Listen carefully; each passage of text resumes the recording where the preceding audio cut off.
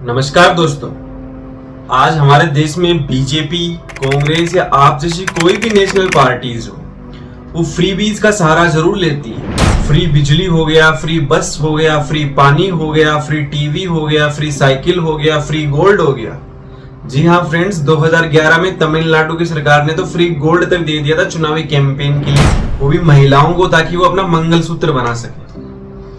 अब कुछ लोगों का मानना है कि फ्रीबीज सही है, कुछ लोगों का मानना है फ्रीबीज गलत है। जिनमें गलत वालों का सोचना है कि कोई भी पॉलिटिकल पार्टीज अपनी वोट बैंक की राजनीति के लिए, अपनी सरकार को बचाने के लिए और गवर्नमेंट को एक अगले टर्नओवर तक पहुंचाने के लिए जनता को फ्रीबीज देती है। जनता को लालच देती है कि हम आपको ये फ्री देंगे, ये फ्री देंगे, आप हमें वोट दीजिए। लेकिन जो लोग इस फ्रीबीज को सही मानते हैं, उनका कहना है कि भाई फ्रीबीज उन्हीं पैसों से आ रही है जिन पैसों से सरकार लोगों से टैक्स वसूल करती है। मेरा मतलब है कि ये लोगों का ही पैसा है, जो लोगों ने टैक्स भरा है उसी पैसे को सरकार ने बचाकर जनता को फ्रीबीज। आपका क्या मानना है फ्रीबीज के बारे में? और इस फ्रीबीज को 2022 या 23 में मोदी जी ने ही सबसे पहले रेवड़ी कल्चर का नाम दिया था। उन्होंने बुंदेलखंड में सबसे पहली बार रेवड़ी कल्चर के बारे में बोला। रेवड़ी कल्चर, रेवड़ीज, वो रेवड़ी है। रेवड़ी कल्चर आखिर क्या है? मैं बताता हूँ आपको फ्री की रेवड़ी क्या होती है। इस सज्जन को क्या तकलीफ है भाई? अपने दोस्तों के हजारों करोड़ रुपए के लोन फ्री में माफ कर देते हैं। ये फ्री की रेवड़ी है। जोर से बोल के लोगों को स्कीमें बता दे। ये रेवड़ी कल्चर देश के विकास के लिए बहुत घातक है। तो सबसे पहले इस फ्रीबीज स्कीम की शुरुआत की थी तमिलनाडु में 2006 में डीएमके की कांग्रेस पार्टीज ने। उन्होंने 2006 के मैनिफेस्टो में रखा कि हम सभी भाइयों को फ्री टीवी और ₹1 पर केजी प्राइस का राशन देंगे। पहले उनकी विपक्षी पार्टी एआईएडीएमके ने इसका विरोध किया, लेकिन उसी एआईएडीएमके ने 2011 तक आते आते फ्री लैपटॉप, ग्राइंडर, मिक्सर और लेट श्रीमती जयललिता ने फ्री 4 ग्राम सोना महिलाओं को देने का वादा किया।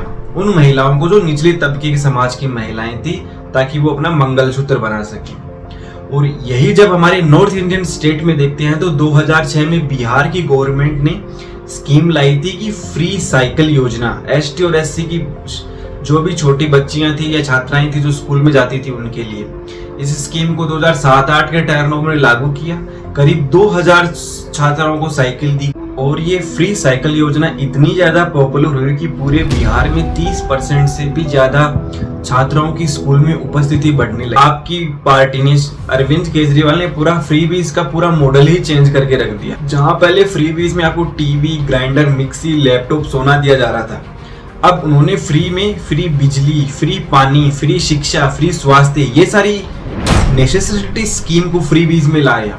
और ये स्कीम इतनी ज्यादा पॉपुलर हुई कि ओडिशा और गोवा जैसी गवर्नमेंट ने save water to get free water scheme को लॉन्च। लेकिन इसके बाद थोड़ा सा प्रॉब्लम आई जब 2013 में पहली बार फ्रीबीज को हाई कोर्ट तक ले जाया गया। वहां पर कोर्ट के सामने पेश किया गया कि ये फ्रीबीज जनता को अपनी तरफ अट्रैक्ट कर रहे हैं, ये वोट बैंक की राजनीति है। लेकिन गवर्नमेंट ने ये सीधा कह दिया कि फ्रीबीज किसी प्रकार की कोई वोट बैंक की राजनीति नहीं है, ये सिर्फ जनता की भलाई के लिए किया है।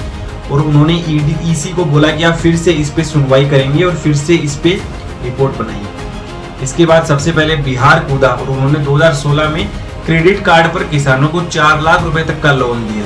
आई थिंक किसानों को ही नहीं बल्कि युवाओं को भी, ताकि वो अपने आगे की पढ़ाई पूरी कर सके, नौकरी लग सके। अगर लेकिन जो भी युवा अगर दुर्भाग्यवंश को नौकरी नहीं भी लग पाएगा, तो उस युवा के लिए उस क्रेडिट कार्ड पर जो लोन है और उस लोन का जो इंटरेस्ट है वो गवर्नमेंट खुद अपनी तरफ से देगी। इस स्कीम के बाद तो न जाने हर स्टेट में जहां कहीं भी इलेक्शन हो रहा था ना, वहां पे फ्रीबीज बांट दिया गया।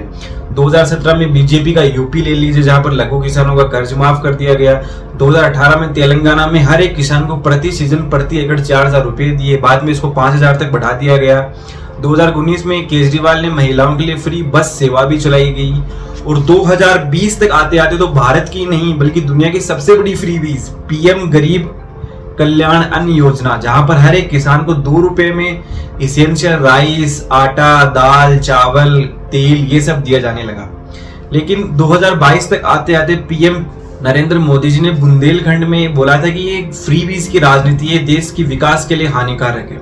लेकिन ऐसा मत सोचिए कि अगर बीजेपी इसके बारे में बोल रही है फ्रीबीज, तो बीजेपी कभी फ्रीबीज देती होगी। नहीं नहीं नहीं नहीं, बीजेपी भी फ्रीबीज में शामिल है हर बार के लिए। रेवड़ी कल्चर वालों को लगता है कि जनता जनार्दन को मुफ्त की रेवड़ी बांटकर उन्हें खरीद लेंगे। मैनिफेस्टो में अंडर रानी लक्ष्मी योजना के तहत फ्रीबीज दिया। अम्मा स्कूटर स्कीम बीजेपी ने खुद अपने हाथों से 2018 में पीएम नरेंद्र मोदी ने लॉन्च की। लेकिन जब बीजेपी ने ये फ्री रेवड़ी कल्चर के बारे में बोला तो विपक्ष का कहना था कि ये रेवड़ी कल्चर नहीं है। रेवड़ी कल्चर है बड़े बड़े बिजनेसमैन और बिजनेस टाइकून्स के लोन्स को माफ कर देना, बेल आउट देना, टैक्स में रिलैक्सेशन देना। और सीपीआई ने तो अपनी रिपोर्ट में यहाँ तक कह दिया कि नए एरोप्लेन्स खरीदना, मकान खरीदना, ये सब फ्रीबीज में आते हैं। तारी पैसे से इन लोगों ने सुपर रिच लोगों के, अरबपति लोगों के 10 लाख करोड़ रुपए के कर्जे माफ कर दिए, 5 लाख करोड़ रुपए का टैक्स माफ कर। तो इसके बाद एसेंशियल सवाल आता है कि फ्रीबीज क्या देश के लिए सही है? तो देखिए, अगर जहां पर आप एजुकेशन और हेल्थ केयर पे जाते हैं तो वहां पे फ्रीबीज एकदम बिल्कुल सही है। नॉर्वे, फिनलैंड जैसे ऐसे देश जहां पे एक स्टूडेंट को कॉलेज लेवल तक फ्री में शिक्षा दी जाती है, और इन्हीं सब कारणों की वजह से नॉर्वे और फिनलैंड में साक्षरता दर, लिटरेसी रेट 100% है। लेकिन एक दूसरी तरफ जहां पर ये फ्री हेल्थ केयर और स्वास्थ्य नहीं है, जैसे यूके और अमेरिका जैसे लोग, वहां पर स्टूडेंट लोन के तले दब जाता है, क्योंकि कोई भी स्टूडेंट पढ़ने के लिए लोन लेता है और वो लोन को वो चुका नहीं पाता है। और अगर कोई स्टूडेंट लोन ही नहीं चुका पाएगा तो क्या देश के भविष्य में योगदान देगा और क्या वो देश के लिए आगे जाके करेगा? वो पूरा जीवन अपना लोन चुकाते हुए रहेगा। बात आते हैं फ्री वाटर की। तो फ्री वाटर आई थिंक ये एसेंशियल है, लेकिन इसके लिए भी आपको कुछ रूल्स बनाने होंगे, क्योंकि अगर आप फ्री वाटर जनता को देंगे और उन्हें पानी बचाने की कोई कीमत ही नहीं होगी तो हजारों लीटर पानी रोज यूं ही वेस्ट कर दिया जाएगा। तो दिल्ली की गवर्नमेंट को जब हाई कोर्ट में ले जाएगा कि ये फ्री वाटर दे रहे हैं और ये स्कीम सही नहीं है, तो दिल्ली के जल उद्योग ने बोला कि 2014 में दिल्ली में ऑलमोस्ट 8.57 लाख मीटर वाटर के थे, लेकिन वही 2018 तक आते आते 14.67 लाख हो गए। और इसके लिए उन्होंने न केवल ज्यादा बजट का भी इस्तेमाल नहीं किया। 2018-19 के दिल्ली के बजट में ऑलमोस्ट 468 करोड़ इस फ्री वाटर स्कीम की सब्सिडी के तहत रहा गया। और ये फ्री की सब्सिडीज जो दिल्ली गवर्नमेंट ने दी, फ्री वाटर, फ्री बिजली, पानी, स्वास्थ्य, ऐसा नहीं है कि उन्होंने सरकारी खजाने का इस्तेमाल किया है, क्योंकि दिल्ली का फिस्कल डेफिसिट सबसे कम है।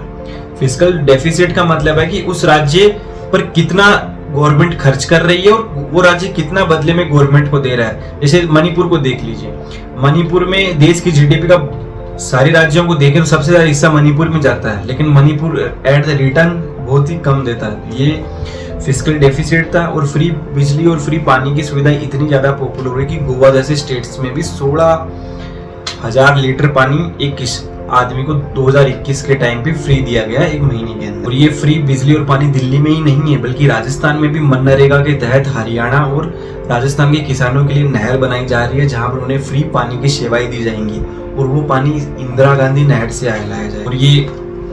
और ये जो फ्री बिजली और पानी है, इसके तहत अरविंद केजरीवाल जी की गवर्नमेंट ने 2018 में सिटी ऑफ लेक्स का सपना देखा था, उन्होंने वादा किया था कि हम ऑलमोस्ट 25 लेक का निर्माण करेंगे, या फिर ऐसी लेक्स जो सूख चुकी है उनको वापस लाएंगे। और फ्री इलेक्ट्रिसिटी, ये फ्री इलेक्ट्रिसिटी आज नहीं बल्कि पूरी विश्व में कब से चला आ रहा है। 1993 से लेकर 2019 तक तुर्कमेनिस्तान में फ्री इलेक्ट्रिसिटी दिया जाने लगा था। लेकिन ऐसा नहीं है कि आप अगर फ्री इलेक्ट्रिसिटी दे रहे हैं तो गवर्नमेंट इसका सही इस्तेमाल ना करे, क्योंकि अगर आप फ्री इलेक्ट्रिसिटी देंगे तो पर्यावरण पर, इन्वायरमेंट पर बहुत ज्यादा इसका इफेक्ट पड़ेगा। तो हमारी देश की गवर्नमेंट को बार बार ये कोशिश करनी होगी कि वो जल्द से जल्द इस रिन्यूएबल एनर्जीज पे शिफ्ट हो। और फ्रीबीज में ही एक मेन एग्जाम्पल है 2010 से लेकर 2015 में असम की महिलाओं को फ्री सिलाई मशीन देना, क्योंकि सिलाई मशीन एसेंशियल नहीं है किसी इंसान के लिए, लेकिन अगर आप इसका सही इस्तेमाल करें तो आप इससे रोजगार जनरेट कर सकते हैं। आप इस सिलाई मशीन से लाखों महिलाओं को भी रोजगार दे सकते हैं, क्योंकि वो कपड़े सिलेगी, उस कपड़ों को मार्केट में जाएंगे, पैसे मिलेंगे, आपका बिजनेसमैन बढ़ेगा। और ऐसा ही अरविंद केजरीवाल की सरकार ने जो बड़े बुजुर्ग थे उनके लिए तीर्थ यात्रा स्कीम चालू की थी।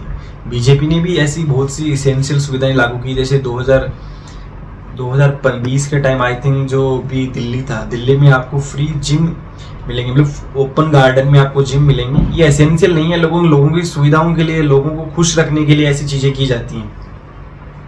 लेकिन बीजेपी पर फ्रीबीज से ही हमेशा एक आरोप लगता है कि उन्होंने बड़े बड़े जो भी बिजनेसमैन हैं उनको बेल आउट दी है, टैक्स में रिलैक्सेशन दी है।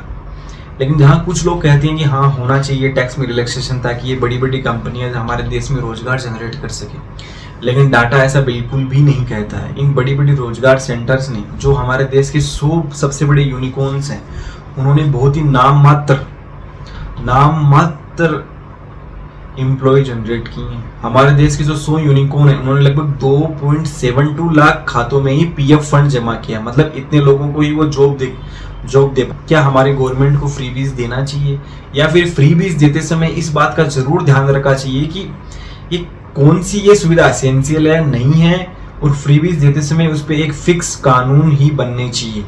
क्योंकि अगर ऐसे ही आप फ्रीबीज देते रहे तो हमारे देश की अर्थव्यवस्था को बहुत बड़ा नुकसान है इससे। धन्यवाद। Have a nice day. जय हिंद, जय भारत।